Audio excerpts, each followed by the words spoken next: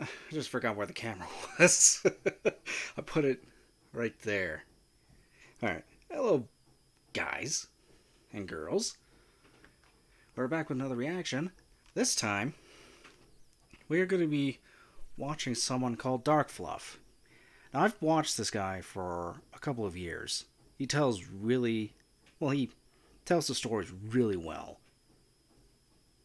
And I love the Reddit, subreddit stories like Entitled Parents, Entitled People, Malicious Compliance, Pro Revenge, Nuclear Revenge.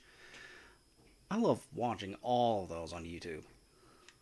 So, we're going to get into DarkFluff's video that he just recently uploaded. r/EntitledPeople Raging Karen tells cops how to do their jobs. Yes, because Karens know absolutely everything and cannot be wrong. So, be sure to subscribe to DarkFluff and also subscribe to me and enable notifications. They're always on because YouTube is kind of questionable. Alrighty, let's get into it. Hello, my wonderful, beautiful friends. Guys, welcome back to r/EntitledPeople. I was just making sure I was still recording. Okay. People think they're more deserving than others. My friends, strap yourselves in because today, I'm telling you, the stories are wild. I hope you enjoy them, and don't forget to hit that subscribe button for future tales. So, this happened a while back.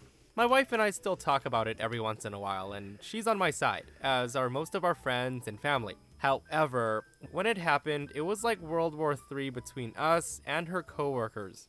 So here we go. I've been playing the guitar for 22 years. I know guitar values and whatnot very well. I'm very into the guitar market. At my wife's old company, she was hanging out with coworkers one day after work, and she mentioned that I play guitar. So a coworker who I guess is very popular at work said that his dad passed away and he was selling his dad's things. His dad had this old guitar, and he asked my wife if I'd be interested. My wife texted me, and I said to have him send the info on the guitar and the price. The next day, he texted me the pictures and the price. Now, the guitar was a 1952 Telecaster in mint condition, and he also had the original receipts, which was crazy. I then asked him what he wanted for it, and he said that he looked up Telecasters online, and he thinks that $4,000 is fair. I texted back and say, I'll take it for $4,000, and then went to pick it up. Now, the guitar had no sentimental value to him at all. And here's the issue at hand. The guitar is worth approximately $50,000, depending on the buyer, and I knew it. When I got the guitar, I told my wife the price and what it was worth, and she was floored. So fast forward 2 weeks. Her coworker tells my wife that he just found out what the guitar is actually worth from a family friend, and he was demanding that I give it back. My wife then said, well, he really likes the guitar, and he knew it was worth $50,000, which is why he was floored that you offered it to him for $4,000. Listen, he really likes it, and I doubt he'll sell it back, but you can ask. Now, I want to note that that was probably not the smartest thing for her to say, but she was caught off guard, and it's not her fault, or her problem. The guy then contacts me to ask me to buy it back. I told him it's not for sale. He then demands it back, saying that I scammed him, and that he's gonna sue me and take my wife to HR for being a part of the scam, which was nuts, but the guy actually did contact HR. Now, they were cool about it and said that it's not their problem, it's between him and me. Over the next few months, he made things very uncomfortable for my wife at work. He would bug her constantly about it, saying that it's his guitar originally, and I owed it to him to give it back. She eventually had to go to HR for harassment, and they eventually let him go. He's contacted me several times about it, so I got a restraining order for harassment too. I've also blocked him and haven't heard from him in about a year. I would have maybe considered giving the guy a little bit more money or giving him one of my guitars to sell on his own, but I decided not to do that. After he left a terrible voicemail on my phone the day he found out the real value. Like, he demanded it back like he was entitled to an object that he sold fair and square. He then called me a piece of crap. He then called my wife a piece of crap and said he would do bad things if I didn't sell his guitar back. Threat. So am I the a-hole? Guys, No. I personally do not think OP did anything wrong. The guy let him know how much he wanted to sell the guitar for, and OP paid that price. Like, that's fair game. Also, OP does come back with an update saying that he did know the price and worth of the guitar, but he didn't plan on buying it to sell it to cash in on the $50,000. But, my friends, how many of you would have given the guitar back? And be honest. I wouldn't. And do you think the guy who sold the guitar was entitled to getting it back? I'm not made of money, so I can't just fling $4,000 just anywhere. And if I did $4,000 for a mint condition guitar like that, it's worth $50,000, and they're selling it for $4,000. That's a steal. If it's a vintage guitar, it's worth a lot of money. But he just didn't realize until it was too late that the guitar was worth $50,000. So you just played yourself, pretty much. And do you think OP was scummy? No, Let me know what you of course think. not. Okay, so the next story comes from a subscriber. Guys, if you want to submit your stories, Steve-O's going to post up a link to the email right here.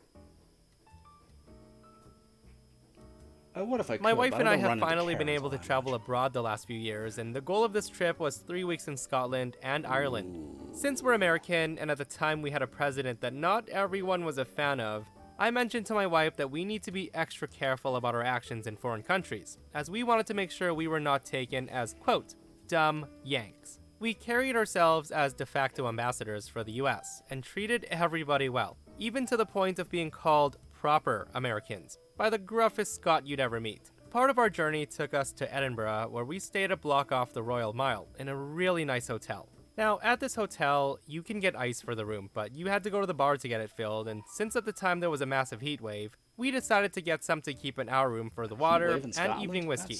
Anyway, I grabbed the bucket and go downstairs to the bar. While I'm waiting for the bartender to finish, I'm made well aware of a fellow American who had no volume control.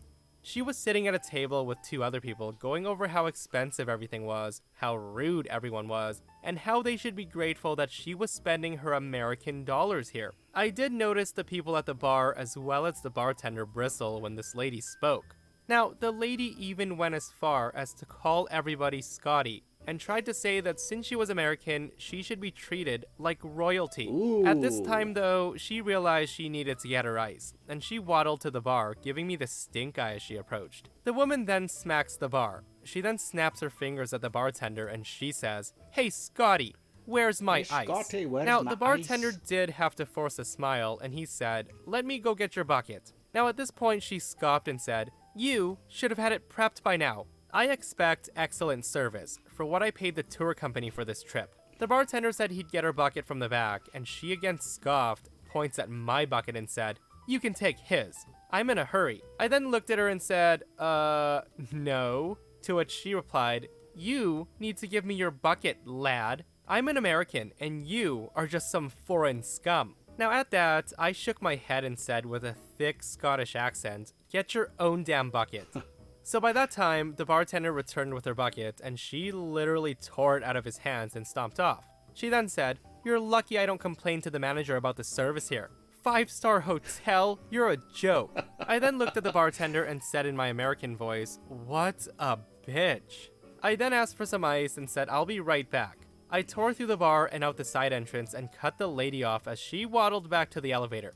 The lady sees me approaching and she said, "What do you want?" To which I replied, "Ma'am, you're in a foreign country representing the US, just like I am. You need to remember that you're also a guest here and you should treat the residents and staff accordingly. You are not entitled to act like that here just because you're American." Now her reply, which hurt my head, was, "Screw you. I can act any way I want because that is the law of America, and you can't tell me how to act in a foreign country."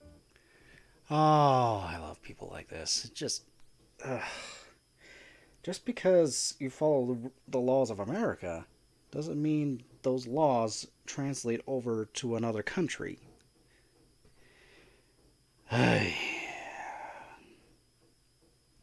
That's just waste of breath there. So with that, she huffed off to the elevator. As I was walking back, the 2 people she was sitting with met me in the corridor and apologized for her behavior. I replied that she needs to remember that she's giving all Americans a bad rap, and my wife and I had worked so hard to make sure that we were not classed as such. After returning to the bar, the bartender smiled and slid my ice bucket over, to which I tipped him £5 for the trouble. He then looked at the bill, cocked his head, and said, "A tip? From an American? You must be part Scot, and that deserves a drink." He then offered me 2 beers for the price of one for me and one for my wife, and he shook my hand before I departed. We were there for 3 days, and I made it a point to ensure all staff that they knew we were good Americans and not all of us were bad. As for the Karen and her friends, we never saw them again. We went on to have a great trip in Scotland, and Ireland, not so much, but that story is for another day. That lady definitely had some crazy sense of entitlement, and I literally cannot believe she said, "I can act any way I want because that is the law of America." Like, I've seen my fair share of entitled tourists before though, especially in countries where the US dollar goes a really long way. But this is something else. Okay, so I remember being in an airport in Vietnam a decade ago, and there the average salary is like $300 a month. Anyways, there was this guy complaining about something, and all of a sudden, my brothers and I hear him say, "I have enough money to buy you and your whole family if you don't give me what I want." He then went on to say, "Don't make me buy this place and fire you." Honestly, guys, there's crappy people in every country, okay? Bruce Wayne. Just do your best to be a decent human being. Yeah. A few years ago, I started serving at a family-owned restaurant in my town. I quickly became close with the owner and the owner's daughter, and I helped them out with more than just serving. I became the head server and then the manager.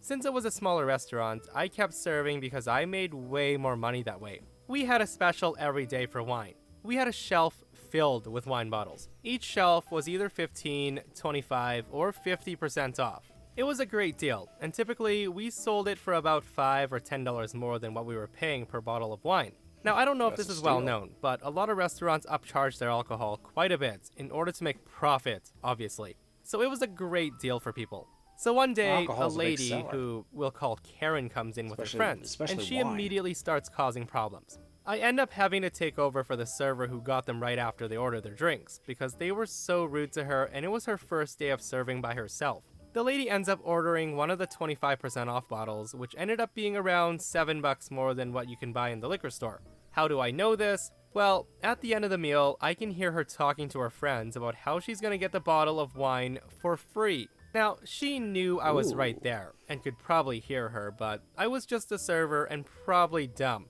Now, I may be dumb, but I'm not stupid. At this point, I'm so ready to tell her no that I actually wander by a few times so she can try her little stunt. Sure enough, this Karen snaps her fingers at me, calls me over and says, "I want you to get your manager. I looked online and found this bottle of Merlot for this amount, and you charged me this amount plus $7. I'm not paying this ridiculous overcharge, and also, I want to talk to them about the service today too." Now, not to toot my own horn, but I was a good server.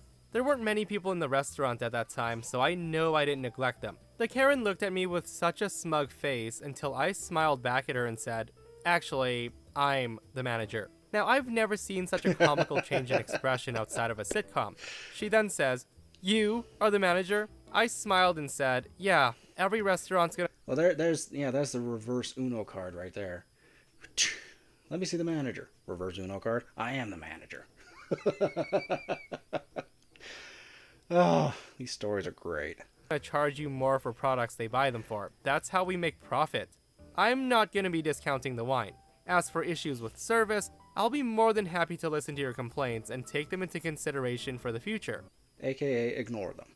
She spluttered, grumbled, and told me, "Well, I'm never coming back here." And she didn't come back. Her friends did though, and they became some of my favorite regulars. They told me a few months later. I love certain people. I was like, "Oh, I'll never come here again. You lost a customer." Yeah, you're like maybe 1.11% of the people that come through here. It's like any loss of a dumb person is more of a gain for us. I don't know. They think they're gonna change the world or shut this business down if they never return. It's like, come on, guys. There are almost 8 billion people in this world. Like, they can make their money back. Karen. that the only reason they went out with her was because she was one of the sisters-in-law, and she didn't have any friends. I wonder why. Oh, Guys, I love how she was a angry customers scumbag, often that's say, why. well, I'll never be coming back here. Like, it's a threat or something. Honestly, it's good that she never Exactly. comes back. Why would you want a customer who constantly comes back to try to score free bottles of wine and try to get discounts on things? I work for a law enforcement agency in a pretty wealthy area, and the people can be a bit entitled, but not all of them. I've worked several jobs since I finished high school, like dispatcher, records department, and finally moved into my current role, which is a hybrid of IT and equipment. I do all the testing and issue reports on non-tactical/ballistic items that we use. My biggest task is the vehicles themselves. Now, currently, we're testing out back seats for patrol cruisers. If you've never seen one, they're generally just plastic and very uncomfortable. They're not meant for comfort. But problems do arise, due to how slippery they are. The primary goal is easy to clean up and nearly impossible for someone to try to conceal an item in the crease of the cushions, like how they would on a normal car. So a new vendor approached us with new material that goes in the back. It's a non-stick and has some cushioning underneath. So they install it on the vehicle, and I call up the officer who handles this stuff to test the vehicle out. So per the city's guidelines, we have to test it for a minimum of 12 hours, in addition to testing that the manufacturer has done. So I arranged with the officer to spend a part of 2 days driving around, alternating with me sitting in the back, handcuffed, and also him in the back, not handcuffed. I was simulating the role of a detained person in custody, while the officer is going to play the role of a witness who is being transported. Also, we would get in trouble legally if I handcuffed him for the simulation, so problem solved. The first day went by okay, but the complaint we both had is that it's a bit unrealistic to be sitting in the back of the car for more than 30 or 45 minutes, as that virtually never happens. Also, it's basically a yoga mat you're sitting on, but denser material, so not much padding. So on the second day, I bring in a pillow from home for my back. When we're just about finished with the second day, it was around lunch, so we decided to get lunch. The officer parks in front of the restaurant, lets me out, and uncuffs me. I said, "Thank you, Jeeves. Can you please get the door and we'll be off?" Now, unfortunately, an older woman, probably in her late 60s, heard this and thought that I was ordering a cop around and treating him like a servant. She then screams at the top of her lungs that criminals like me don't get to order cops around and that I obviously must be a criminal. At this point, the officer did try to explain that I work with him and it was a joke. But no, she's not buying that. Not even when I get my ID out to show her. She's convinced that I'm a criminal. The woman then takes out her phone, calls 911, and demands the chief come out to explain these shenanigans. Now I'm thinking, yeah, that's not happening. The watch commander comes out, explains it, and she scolds me and the officer for making jokes while in an official capacity. The woman is absolutely fuming that we're not getting arrested and terminated on the spot. So of course, she then smacks the commander and demands that he do his job. So yeah, someone got arrested. Now I don't know about you guys, but I would never, ever, ever they think can get smack away with anyone it. and demand they do their job, especially not an officer. I will give Karens this though. I've read a lot of stories, and it never ceases to amaze me how little fear Karens have. Like, they're not scared of going to jail. If they want something, they don't care who you are. They're gonna try to get it. No, it's they fear that it's I'm trying to say words here, don't worry. It's like they feel like they're not going to go to jail, so that's why they have that much confidence. It's like they have it in their warped little minds that they're not going to go to jail for whatever the heck they want to do. Slap an officer around. I'm a Karen. I'm not supposed to go to jail. These criminals are supposed to go to jail. All right. So a little backstory. We used to live in a different country, but we moved to Europe, and since then, we've gotten way too many freeloaders from our old life coming here for free accommodation. My home is currently a 5-bedroom house on a farm in the mountains. It's in a small town in the middle of Europe, so it's a super peaceful place, but we're still close enough to the capital city and the other hubs.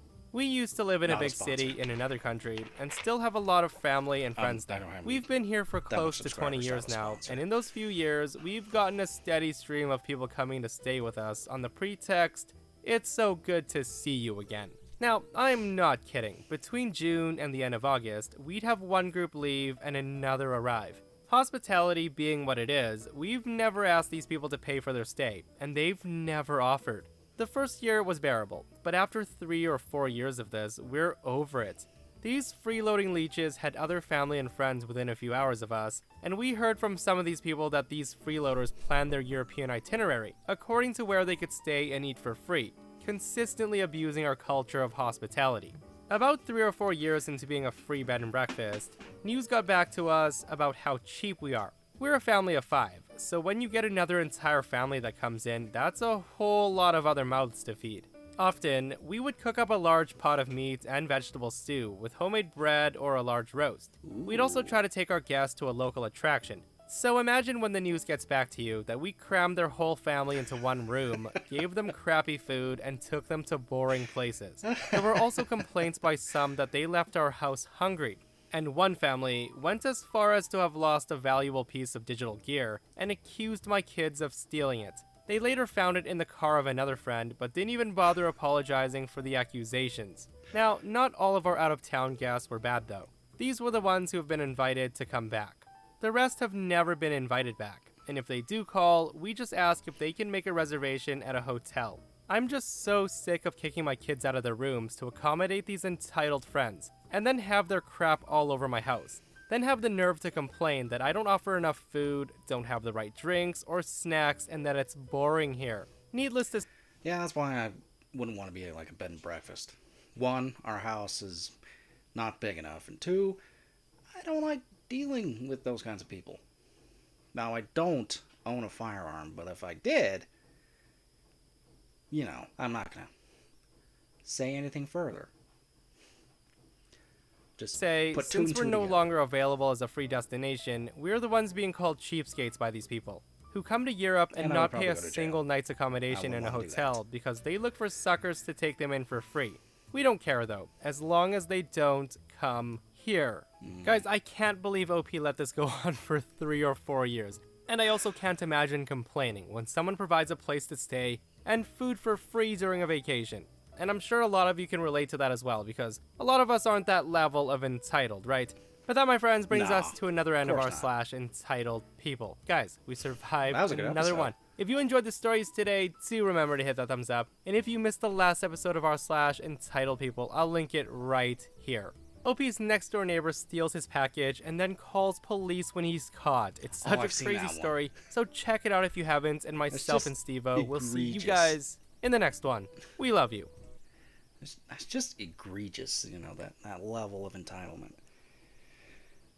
Oh, thankfully, I haven't dealt with any entitled people or Karens all that much. Well, not enough to post something on Reddit. I'm just not that good at Grammarlings. So, in addition to Try Not to Laugh, I'll be doing many of these channels that read Reddit stories. These are really good stories. So, that's going to be it for right now. I will catch you on the flip side.